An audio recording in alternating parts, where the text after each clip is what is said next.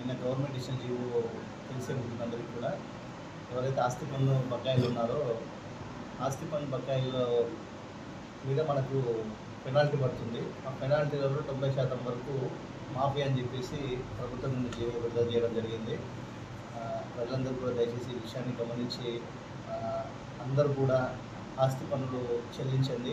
ఈ బకాయిలు ఇది మంచి అవకాశం. ఈ అవకాశాన్ని అందరూ కూడా వినియోగించుకోండి. 90% మీకున్న ఆస్తి పన్ను బకాయిల మీద పడే పెనాల్టీలో 90% మీకు మాఫీ అవుతుంది. ఇది వన్ టైం సెటిల్మెంటు ప్రోగ్రాము. మీకున్న బకాయిలన్నీ సపోజ్ ఒక 5,000 ఉన్నాయనుకోండి, అందులో ఇంట్రెస్ట్ ఒక 1,000 రూపాయలు ఉంటే 900 మాఫీ అయిపోతాయి. అంటే మీరు 4,100 మాత్రమే కట్టాల్సి వస్తుంది. సో ఆ అమౌంట్ మొత్తం మీరు పే చేసేసుకుంటే మీరు ఈ ఫెసిలిటీని, ఈ సదుపాయాన్ని ఉపయోగించుకునే అవుతారు.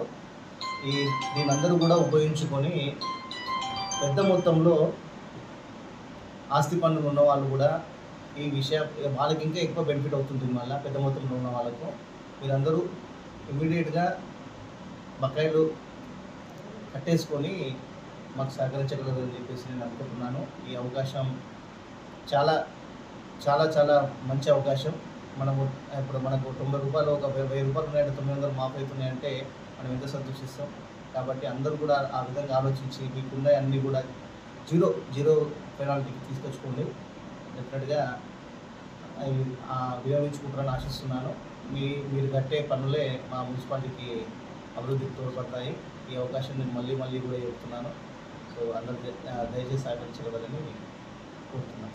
ఇప్పుడు మనకు ఏదైతే 90% పెనాల్టీ పైన అనేది వచ్చిందో మనకు మార్చి 31 వరకు కూడా ఉన్నవాళ్ళు క్లోజ్ చేసుకోండి.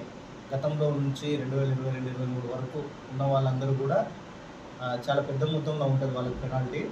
సో మార్చి 31 లోపు కూడా మనం అందరూ క్లియర్ చేసేసుకుంటే మీ అందరికీ కూడా ఈ అవకాశము మీ అందరికీ బెనిఫిట్స్ ఇస్తుంది.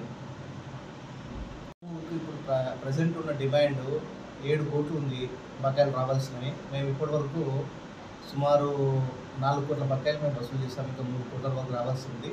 ఇందులో పెనాల్టీస్ కూడా ఉన్నాయి. ఇప్పుడు ఈ పెనాల్టీస్ ఏదైతే 90% మాఫీ అని చెప్పేసి అన్నారో దీనివల్ల మా డిమాండ్ కూడా తగ్గుతుంది ఆటోమేటిక్గా.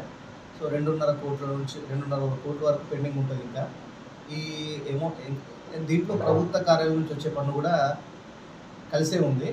ప్రభుత్వ కార్యాలయాలు కాక మనకు ప్రజల నుంచి వచ్చేది కూడా పెద్ద మొత్తంలోనే బకాయిలు ఉన్నాయి. మీరందరూ కూడా ఇంత పెద్ద మొత్తంలో బకాయిల్ని మీరు ఒక్కడేసారి చెల్లిస్తే మన మున్సిపాలిటీకి సహకరించిన వాళ్ళు అవుతారు. దయచేసి ఈ విషయాన్ని గమనించి ఈ అవకాశాన్ని వినియోగించుకోవాల్సిందిగా నేను కోరుతున్నాను.